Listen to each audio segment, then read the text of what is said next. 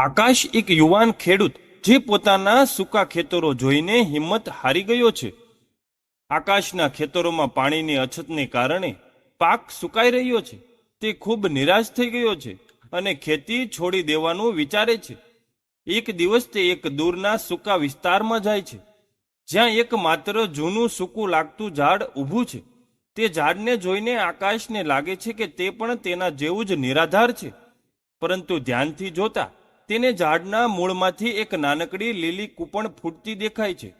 વૃદ્ધ ગ્રામીણ તેને સમજાવે છે કે આ ઝાડ હજારો વર્ષોથી ઊભું છે, કારણ કે તેના મૂળ જમીનમાં ખૂબ ઊંડે સુધી પાણી શોધી રહ્યા છે.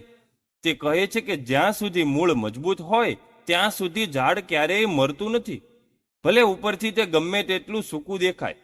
આકાશને સમજાય છે કે મુશ્કેલીના સમયમાં તેણે પોતાના મૂળ એટલે કે પોતાની મહેનત અને દૃઢતાને મજબૂત રાખવી જોઈએ.